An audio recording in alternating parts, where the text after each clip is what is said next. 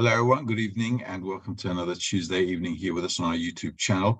Today we're going to start a new topic called strengthening ourselves or growing stronger in the principle of there's none else besides him. If you're new to the channel, you may want to consider going to www.kabbalah.info and checking out what the wisdom of Kabbalah is all about. And if you're interested in learning, we've got a free 3-semester course right on this YouTube channel. And if you like what you hear, what you see, then you can also go to Kabbalah.info to join a new academy where you can learn with like-minded people. In the interim, we're going to carry on. As you know, on Tuesday nights, we like to go over topics that are really important for those who are already studying the wisdom of Kabbalah. And if you're studying with us at Bnei Baruch, then I'm sure these will help you out.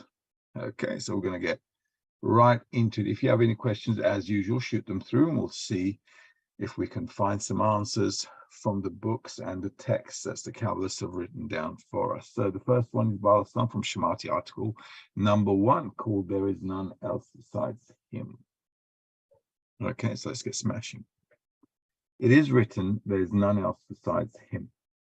This means that there is no other force in the world that has the ability to do anything against him. And what one sees that there are things in the world that deny the upper household. The reason is that this is his will. This is deemed a correction, called the left rejects and the right pulls closer, meaning that what the left rejects is considered a correction. This means that there are things in the world that, to begin with, aim to divert a person from the right way, and by which he is rejected from holiness. The benefit from the rejections is that through them, a person receives a complete need and desire for the Creator to help him, since he sees that otherwise he is lost. Right, this is a really fundamental article, Shemati number 1. Slums, there's none else besides him. Obviously, him is being the creator. As you know, in the wisdom of Kabbalah, we're talking about one force behind reality. You can call it creator, call it God, call it light, call it whatever you like. At the end of the day, there is a force that created everything, that governs everything, controls everything. And as if you're living in the 21st century, probably realized that we're living in a system, right? So this system is functioning. We're inside that system and it's working on us. And there's nothing we can do against that system. So the Kabbalists are rightfully saying to us, listen, we're born in this system and there's nothing really we can do about the system except living the results of the system, which is working on us. All right, so let's go sentence by sentence, see how this thing pans out for us. And remember, we've got to pick something out from these texts that we're reading that we can use in our inner work. So how am I going to relate to my reality, to my life, when going through these principles? It's written, there is none else besides him. This means that there is no other force in the world that has the ability to do anything against him. Okay, so at the end of the day, there's nothing we can do against the forces of nature. You can also call the creator or God nature as well. At the end of the day, nature created us. And although man likes to think he's above nature, right, all the time, we're in that kind of mode as if we can govern nature and so forth.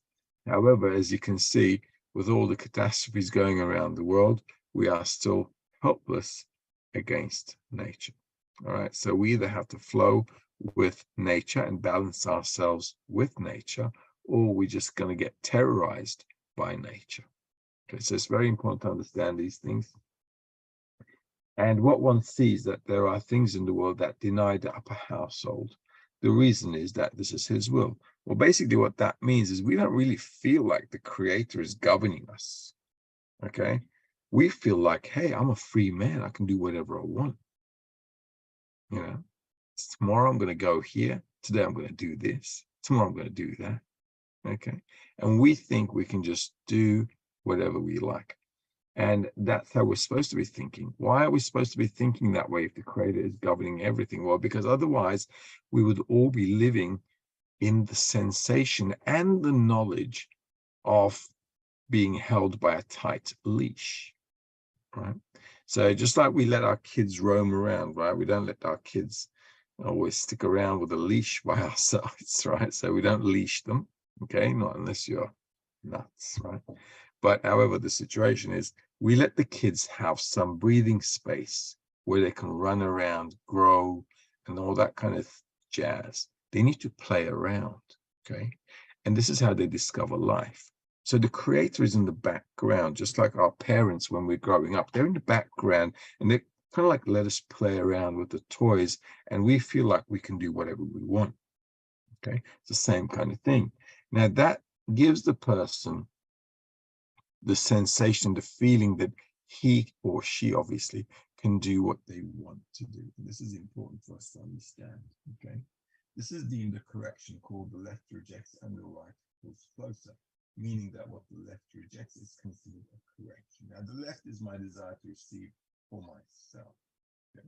When I notice that, or when I become aware of that, anything I reject towards that, it becomes a correction. This means that there are things in the world that, to begin with, aim to divert a person from the right way, and by which he's rejected from holiness. So because we don't feel the creator, we have no contact with the creator, and we feel like we can do whatever we want, okay? We don't really feel like we're restricted in anything. That way, what happens is a person finds difficulty in understanding what's right or wrong, okay? But this is also good, because without coming to discernments of what's good or bad and what's right and wrong, or what I think is right or wrong, or what I think is good and bad, I don't have the ability to really grow. So the creator being in the background and me living my life as if I know what I'm doing or what I want to do, as if going through a bunch of dramas in life allows me to come to an understanding of what's good for me and what's not good for me, right? So I can come to some kind of a discernment. And this is a part of growing up. Now, what makes a human different from an animal is we can measure time, right? So time is what we can measure. So by living things in the past, I can calculate and work towards the future, right? And this is really important.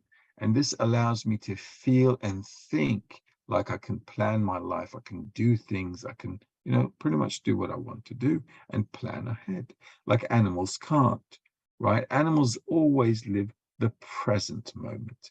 And because they live the present moment, they're only going to go and look for food if they feel hungry. But we understand we're going to be hungry tomorrow and the day after and the day after that. So we've got a fridge. And for the future, we've got a deep freeze as well. Stack them up. Okay. So you've got like pretty much a few weeks ahead of you, right? This is called measuring time. And this is what makes us humans different. So we can plan ahead. So by going through all these experiences, by making plans and failing in a lot of plans as well, allows us to grow up. It's like kids wanting to walk, but they keep falling until they walk, right? So a person always also is trying to live life, but as he tries to live life and do things, he's always falling, getting up, falling, getting up. And that's a process. And the benefit from all of this, what is he saying here? The benefit from all of these is that through them, a person receives a complete need and desire for the Creator to help him, since he sees that otherwise he is lost. Now, if he's not studying the wisdom of Kabbalah, sooner or later, what happens is as we go through dramas in life, what happens is we begin to question life. Okay, so as we question life, as we, ask ourselves the question, why am I living? What's the purpose of life? What's the meaning? What am I doing here, right? As we begin to develop and ask those questions, we can search for how to relate to life, like spiritual methods, religions. There's thousands of methods out there. And then sooner or later, if you come to the wisdom of Kabbalah, you're going to come across this method, okay, this principle rather. There's none else besides him. So what I need to understand from this is, as I study the wisdom of Kabbalah and I'm going through all kinds of failures, just like in life, right? It's the same kind of process. So I'm going through all these failures, and it's kind of driving me nuts, right? But this allows me to turn to the Creator and says, listen, give me a hand. All right, give me a hand because I need some help here. And that's the important thing. When a person's trying to attain something, just like children, they want to do something. If they can't manage it, they'll take you by the hand and drag you along so that you can help them do it. Okay? And this is how they build a relationship with us. So if we want to build a relationship with the Creator, we're going to have to drag him in. And the only way to drag him in is if we have a need for the Creator. And I'm not going to have a need for the Creator if I can do things on my own. So specifically, spirituality or the meaning of life is something that I'm looking for, but I can only attain and realize with the help of the Creator. So all of the failures sometimes drive people out of the path, which shouldn't, because all of the failures should bring me to demand from the Creator the correct help. All right. And if I wasn't asking for that help, I'd never have a connection with the Creator in the first place. Okay. Just like if our kids don't call, we don't really pay attention, right? They come, they call, they want something, they drag us along, and we say, okay, what do you want? So what do you want? Right. So that's the whole thing. So the person also has to, by studying, needs to come to a state where he needs the Creator's help. So the Creator can say, well, what do you want? Well, I want to attain spirituality. Okay. So what do you need to do? I need to want to change. I need to want to come to a state that the Creator wants me to come to. And that means we'll have the same desire. So the Creator wants to bring us to a higher level of consciousness. And if I want to attain that higher level of consciousness as well, if I want to grow up like a kid wants to grow up, then I get help. And this getting help allows me to understand the Creator. And this is how kids learn from parents, right? They look at their parents, they look at parents and they take an example. Go, oh, mommy's doing that. And she's cutting the potatoes like this, and daddy's, screwing the screwdriver and that little thing like that, and fixing this and that, right? So we look at them, we see what they do, how they do things, and we learn from the examples, right? You're never going to really learn if your mom or dad tells you off. You learn from what you see, from what they do. All right. And that's the whole idea. So the Creator wants to show us, and for him to show us, we've got to have some common ground. And that means to want the right thing from the Creator. Just like we like to give the kids the right kind of thing if they want for it. Okay, so we're not going to give him a knife when he's 2 years old if he wants a knife. Okay, it's just not going to happen, right? So the Creator is looking at us and thinking, listen, if you don't want the right thing, you're not going to get it. So all of these rejections on the path to spirituality allows us to discern what the real thing or the good thing that I should be asking for. Does that make sense? This is why we have a lot of failures in life, right? The failures are not just for us to want something. It brings us to discern and kind of clarify what what I should be asking for, the right thing, okay, of what I should be asking for, okay? And this is why the Creator gives us a lot of dramas. He doesn't want to make drama queens out of us. He just simply wants us to grow up, okay? And this is only going to happen when we're going through dramas, all right? Does that make sense?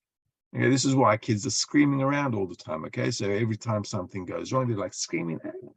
They throw themselves on the floor. They're rolling around. I've got an example like that every day, okay? So this is what happens. So he doesn't really understand how to ask, so he's going nuts, right? And if we don't know how to relate to life properly, we're also going through dramas. And this is why a lot of people are in depression, right? Because they can't figure out what's going on with their lives. So if you can't figure it out, then it's going to be problematic, okay? And this is the main cause for all the misery, the sadness, the depression, the anxiety that humans go through, the stress that we go through, because we can't really, or we don't really know how to direct ourselves to the purpose of life. So if I don't have a purpose, I'm already lost. So I'm trying to pass my days with daily pleasures that I could scrounge off from life. And you guys know, I know that pleasure and desire cancel each other out. So we can never really be happy doing that. Okay. So this is why it's really important for us to understand these main principles about life, that no matter what I want, when I get it, the pleasure and the desire cancel each other out. I'm back to square one. I'm actually back to -1 because I've just wasted a good amount of time from my life, okay, running after stuff. So that makes me -1 because I wasted time going after stuff that's not going to count for nothing. All right. Okay, never mind. This is how we learn, right? This is the whole idea. Okay, so not to be miserable if that's how we've been living for years. Okay. Because wise is he who is experienced, right? So if we hadn't gone through that stuff either, we would never have asked the question about why we're living, what are we doing here, what am I supposed to do with my life, and all that kind of stuff.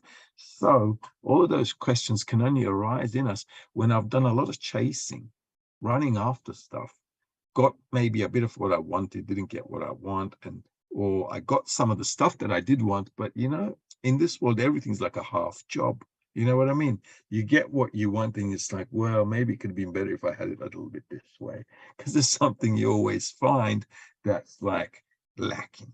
Okay, so but this is good. This is exactly how it should be, because it gives you the feeling that things are never going to go exactly like you planned.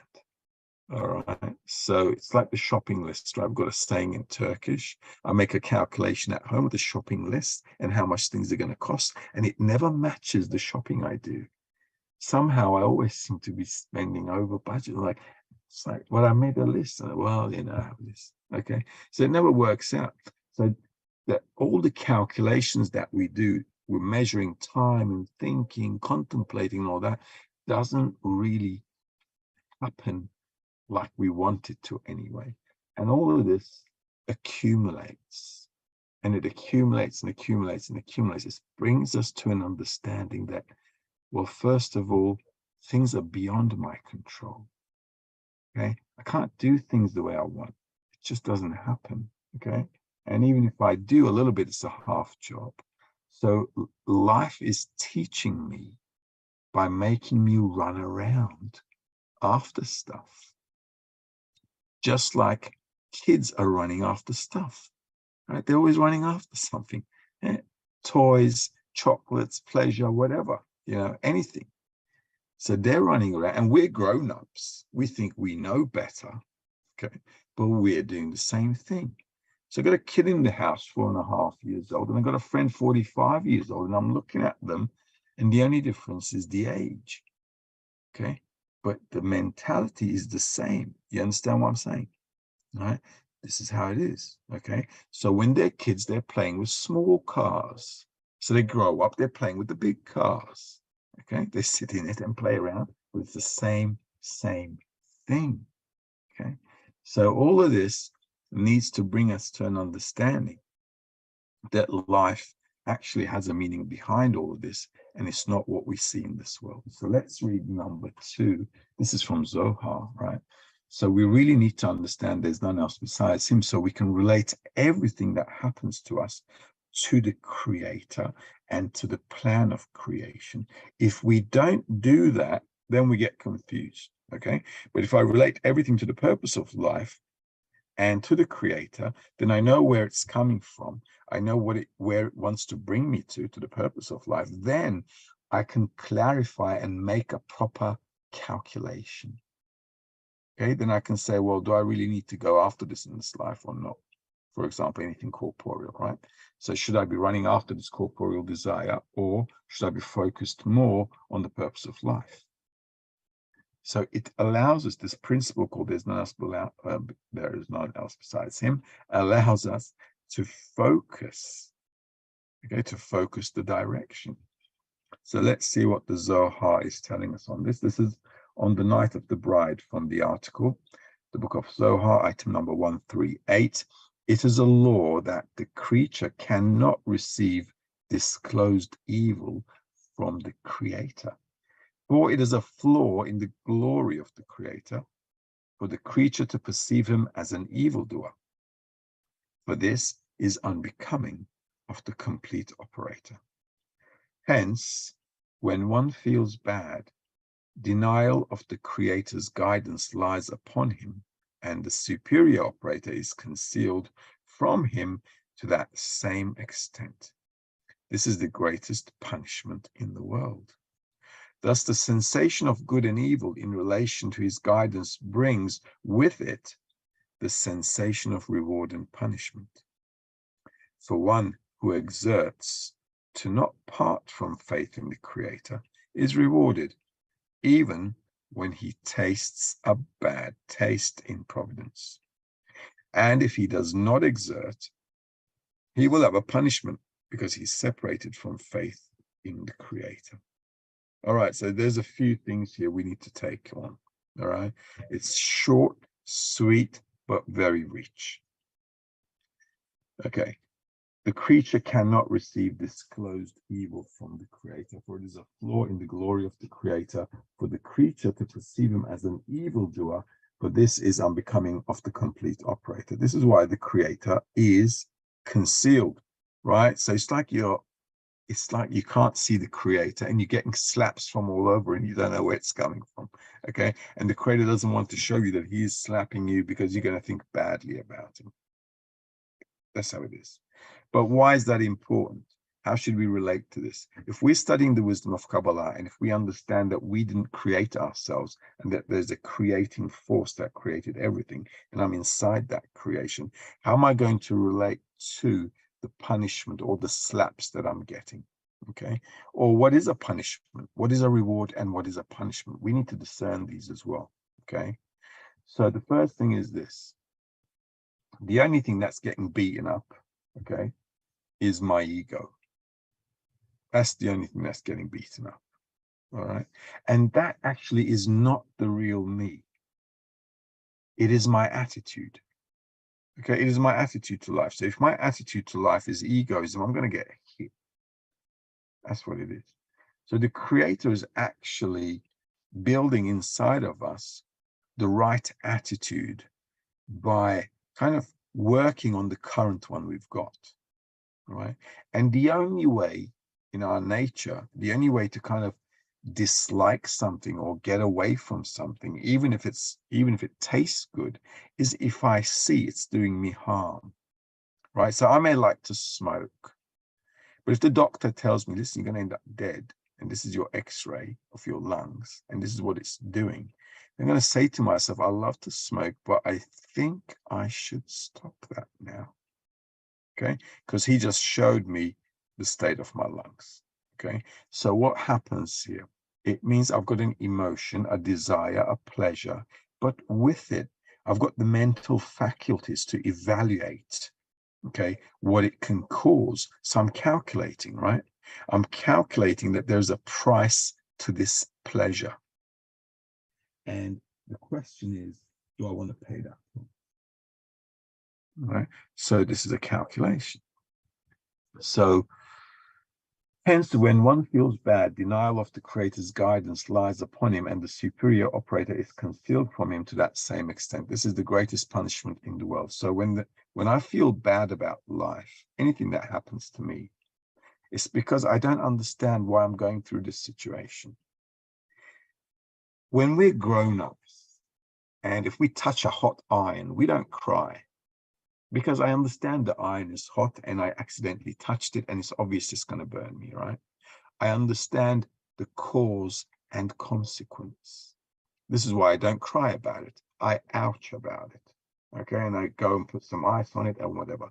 If a kid touches it, because he or she cannot have this cause and consequence relationship in their mind, they cry about it, okay? And they're suffering from it. Why? Because they don't understand why they just got burnt. Okay. So the whole idea is I don't know why I got hit, and that's the suffering in life. This is why the most famous question is, why me? All right. Well, why not? Okay. Why not? So the problem is not really the suffering. It's not understanding why I'm suffering. Okay. And this is why we need to grow up. We need to understand that there's cause and consequence. Now, if I don't understand cause and consequence, that's the biggest punishment, because I'm now cursing my life, cursing the Creator, cursing everything and everyone, okay, acting like a real child, exactly like a real child, right? So what we need to, this is the punishment, the lack of understanding of what's going on, right? And so what's the reward? Well, the reward is if I'm studying life, if I'm working on life, and if I'm directing myself correctly and growing correctly, then I can relate to things as cause and consequence, and I can actually then use them as a leverage to develop. Now, how has humanity developed for thousands of years? Through suffering, right? We suffer, and we look at the things that make us suffer, and then we come up with solutions, right? So we used to live in a cave, and we thought, well, this is not good. Let's build a house. Okay, can't keep living in a cave. So let's build something. So we invented the wheel. We started carrying rocks. We started building stuff. Why have we been developing? Because we're suffering, and we want to get rid of the suffering. So we invent all kinds of technology, games, all kinds of distractions, whatever, anything to make us feel good. Right? This is why we've been developing. So now we've come to a point. Imagine we've got everything, right? We live in a house, we've got my mobile, we've got my friends around. You know, it's not like we're dying of starvation if you look at the general population or whatever. So on the one hand, we've got a good life, okay? Or call it reasonable. Not everybody has, but generally, let's say. But we're still suffering. So it's a question mark. Why? Okay. And this is a good time to ask that question, because when does suffering not make sense? It doesn't make sense if I have everything I want and I'm still not happy. Okay. That's when it doesn't make sense. And that's when you start waking up and asking the question, well, why am I living for then? If I got everything I want in life and I'm still not happy, there's a problem. Okay. So that coming to these higher levels of understanding is the reward. Then I can relate to life. And if I'm studying the wisdom of Kabbalah, then I understand where life wants to take me. So I can plan ahead now. All right. Before I was planning for corporeal reality, now I'm planning for spirituality.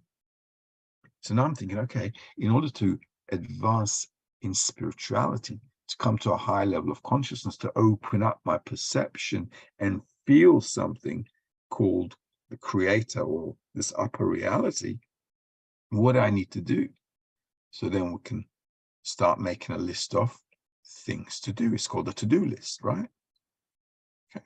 Same kind of thing. And this is what the Kabbalists recommend. So we come, we study, we learn, and we start applying what we learn among us in the group. And then as I apply stuff, I begin to discover my bad traits, okay, which are good. Now I'm suffering from something else.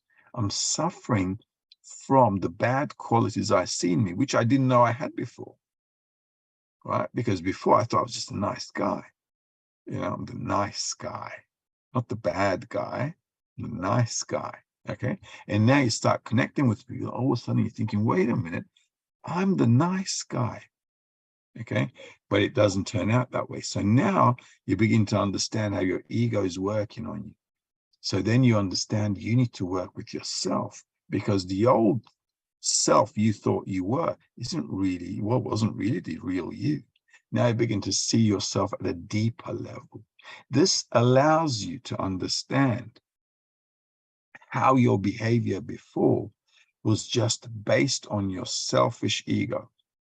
So the more you begin to understand that, now you can work on it, you can tweak around it, you can want to change it, you can want to be something else. But before, you don't want to be something else because you don't see it. Okay. And this is why you're getting beaten up in life, because you think you're a nice guy, you're getting beaten up, and you think, well, why am I getting beaten up? I don't do anything wrong. Okay. But the truth of the matter is, if our nature is egoism and self-love, everything we do is wrong. Okay. Everything we do is wrong. Okay. And we don't understand that.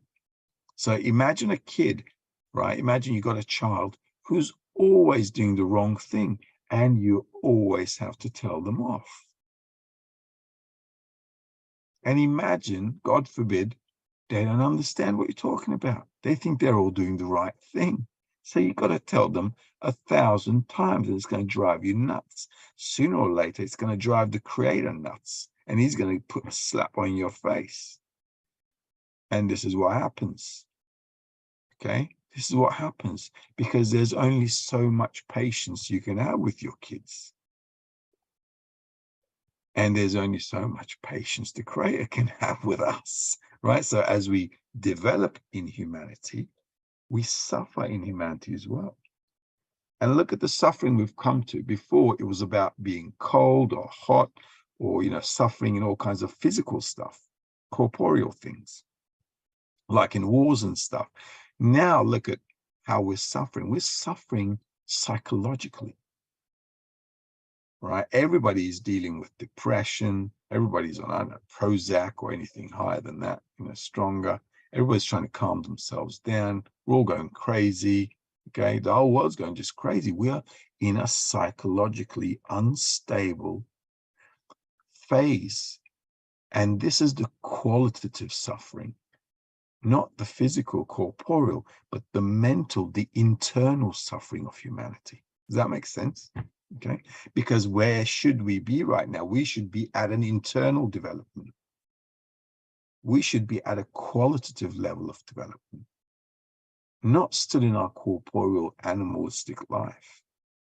We should be going beyond that. And as long as we don't go beyond that, we're just going to be messed up with drugs, all kinds of addictions, depression, violence. Okay, look at domestic violence. Look at, everybody's shooting everybody nowadays. You're afraid to go out into traffic because anything can happen. Okay, that's just how it is. So this is qualitative suffering now, where we're eating ourselves up from within. Okay, and this is why a lot of people die from cancer. We're kind of like eating ourselves up. Okay, that's what cancer cells do. So the whole concept here is to understand why these things happen to us and how we can direct ourselves properly towards that principle. There's none else besides him. And if everything is coming to me from the Creator, I need to figure out why it's coming, what it wants from me, what I need to do. Okay, it's like a kid coming to the parents and saying, okay, what do you need me to do? Well, that would be a nice surprise tomorrow if somebody did that. Okay, what would you like me to do, instead of you telling me that I need to go to school every day? Okay. So that's the kind of state we need to come to as humanity. And as the students of Bnei Baruch and the wisdom of Kabbalah, we need to be, making sure we're progressing in that direction. Are there any questions? There is. Okay, so let's just check it out. And then we'll call it a night. Where are we? There we are. Issachar is asking, if a friend was driven to leave their 10, how can another 10 support them in coming to none else beside him, in what they're seeing as failures of the path and the importance of the 10? It's a tough question, because we're always going through ups and downs, and we always want to run away when things go tough. Okay, when the going gets tough, what's the easiest thing to do? Run away. Okay, so run away and don't look back. Okay, that's the easiest thing to do. So what can I tell you? The way to support a friend is always to give a good mood, bring happiness to the group, be a good example, try to lighten up a little bit. And we also need to come to a mental understanding that, we have to get this done. I cannot say I cannot say I'm going to stop growing up.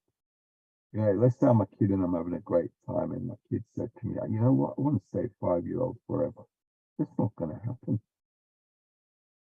It's not going to happen. So we have to understand that we have to grow up. So on top of the emotional things that a person can go through that can want them to leave the study, we also have to build the mind and the understanding that, well, where are we going to go to? What am I going to do if I leave my spiritual development? What am I going to do? I'm going to go out to the to the street. I'm going to go to work as usual. Okay, I'm working, by the way, right? I'm just like everybody else, right? Family, work, health, all kinds of dramas. Within all those stuff, I'm also studying the wisdom of Kabbalah. Now, if I forget the wisdom of Kabbalah and I'm just going back to my corporeal life, nothing's really going to change out there. Nothing. So the wisdom of Kabbalah actually allows us to understand what's going on in our corporeality as well. Okay, so, you know, as we say, right, in Turkish, you've got 3 days to live. You are born, you live, you're dead. Right? End of story. So there's an expiry date to all of us. So better use it wisely. Okay. The reason they say it's 3 days is because you always feel the day you live. We don't feel what we lived yesterday or the week before. We're feeling what we're living. So that's why you got 3 days. You're born, you live, you're only feeling the day you live, and that's it. It's game over. Right. So on the day you die, you just feel like you lived that day, and everything else is like a dream gone by. Okay, so it's worthwhile coming to an understanding mentally as to why we need to attain something higher than our corporeal life. Okay, so the way to do that is to come to the lessons and stuff, to listen, to hear. You know, this is how we learn things. We listen, we hear. This allows us to think about things a little bit. It gives me a new idea or whatever. It's called an education. And if I don't educate myself, if I don't come to the lessons, if I don't like kind of get some out of the box information into my ear and have it processed in between the 2 ears, then, you know, it's not going to really happen. You know what I mean? So we need a bit of processing in there. Okay. Rachel's asking, what is punishment in this sense? Well, the punishment is, I don't know why things are happening to me. I'm in the dark. You know, I'm always in the dark. So I can't make sense of stuff. And this is what really drives people crazy. They can't make sense of why things are happening this way. All of a sudden, their lives are turning upside down. They don't know how to deal with it. So not understanding the stuff we're going through is the biggest punishment. Another question from Rachel. So the reward is awareness of the way nature demands we evolve. Awareness brings an ability to pray for change. Absolutely. Absolutely. When we develop, when we're learning, when we're beginning to, you know, bring things together, ends meet, somehow, you know, understand, it allows us to want to develop more. And what is a prayer? At the end of the day, a prayer is what I want, right? So it allows me to want that future state that we're striving for, okay? Because I can't pray with my words, right? Okay? It's going to be like my kids screaming out, okay? If we want a mature prayer, I have to work for something that I want to attain, okay? And then as I work for it, in me develops a desire to be what I'm working for. All right. So the more I'm investing in what I want to become in the future as a spiritual person or as a higher level of consciousness, the more desire I've got. The more desire I've got, then the creator is like, oh, she wants the right thing. You know what I mean? Because he doesn't talk English. Okay. So bit of a problem. He talks the language of the heart. Okay, and that's what spirituality is all about. But why? Because we're feeling creatures. We feel things. We're sensual. And the reason we're sensual is because the creator feels us as well. Okay, and that's what we're going to have. It's going to be like what he wants us to want and what he wants needs to connect. Okay, this is how we connect in this world as well, right? When we build relationships with people, it's because we mutually want the same thing. It's not paka paka paka. We want the same thing. The paka paka is just like, you know, I don't know, it's like sandpapering the edges so we understand each other as well. Okay, but at the end of the day, it's what the desires want. If you got the same desire as the other person, then that's it, you click. Okay, everything else is a detail. So that's how it is with the creator as well. It's okay is asking, is none else besides him a state that comes and goes alongside our sense and the sense? That's correct. So I've got to, with the study, with the framework that I'm keeping in spirituality, I've got to make sure that every time I go off track, I want to come back to that. Okay, because if I'm not used to the study, if I don't understand that this is all coming from the creator and so on, then I'm going to get sidetracked. I'm going to start thinking, well, Tom, Dick, or Harry did this to me, when in fact they didn't. All right, it was all the creator. So if I want to focus everything towards the creator, I need to really make sure I'm in a study framework. It's like brainwashing myself, right? All our lives, we've been brainwashed with adverts of unhealthy food and soda drinks. Okay. And then we realize, no, this is not the way to enjoy life. It's not the taste of life, it's death. Okay. So, but until we come to that realization, you understand how many cans we drank, right? Okay. So it's like it's been, yeah. So we've been through a process here. The same thing here, right? So now I'm going to put myself into another framework. And then I got to think to myself, okay, there's no one else besides him. There's no one else besides him. The taste of life is the love of others. Okay. And so I got to brainwash myself with the new study framework that I build, because all my life it's been like, hey, I just care about me and that's it. Okay. So in order to change that, well, what do I have to do? If I did something wrong 100 times, I've got to do it correctly 200 times to make sure I keep doing it correctly. All right. So if I've been doing it wrong all this time, I obviously have to put myself into a new alignment and keep doing the right thing until I get myself used to thinking about others rather than myself. Okay, and how's that going to happen? Well, that's going to happen if we study and if we apply what we study in the group. Otherwise, it's not going to happen. All right, because I can't learn to swim from a book. Okay, it's obvious, right? I got to jump in the water. So this is how it is. We've got to be in the water all the time.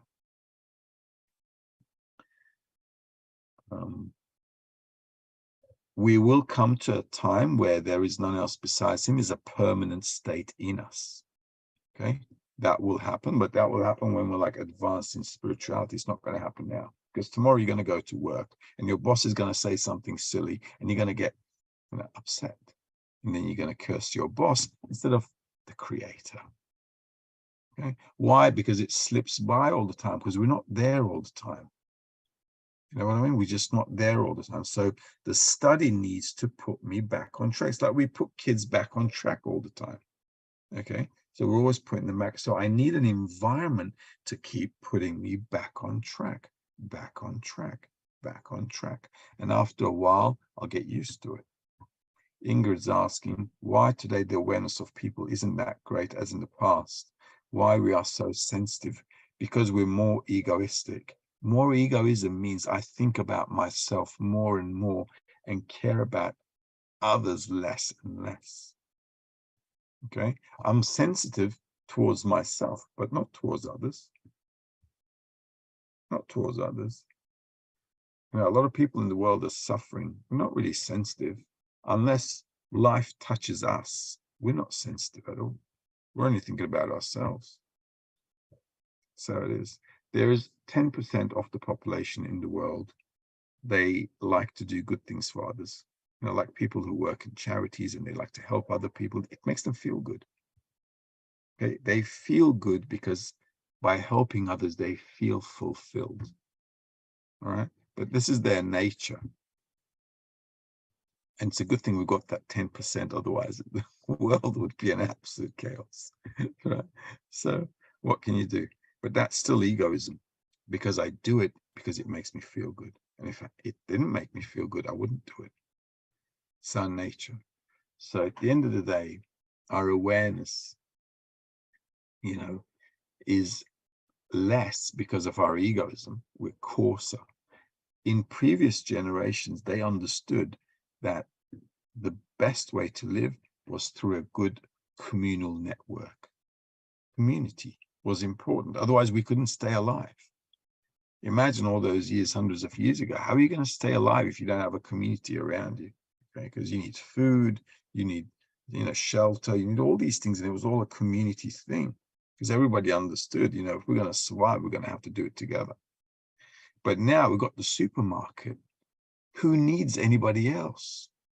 Okay, I got the supermarket, I can buy whatever I like. And I've got the laundry next to the supermarket. Who needs anyone, right? That's it. So we're really lacking the contact with other people. We're only in touch with others with respect to how much we feel we can use them for our personal pleasure. That's just how it is. Okay, and so that awareness isn't that great, but we'll get to that awareness. Why? Because suffering, just like salt, softens the meat. Suffering softens people up. It's just how it is. Okay, it's just how it is. And now there's a lot of, as you know, all over the world, drugs, addictions, and so on. Right? They're even making hardcore drugs legal now, I heard, on the West Coast side of stuff. Okay, I think there's a debate about it. Like hardcore drugs are going to be legal for personal use.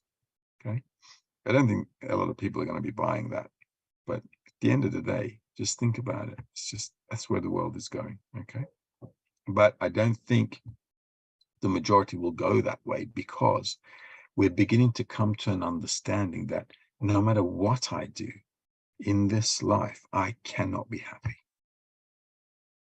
Okay, that's an understanding we're coming to. Doesn't matter what I do, how I do, not going to happen. That's it. All right, so that understanding, I think, is also good, because this will allow people to ask deeper questions and search. Having said that, we're at 8:55, and thus henceforth, let's call it a night. Okay, so, and we'll see you guys on Tuesday, right? And if you're new to the YouTube channel, stick around, or go to Kabbalah.info. You can join the Kabby Academy and hang out with like-minded people from all around the world. It's a real experience. Have a good one, everyone, and good night.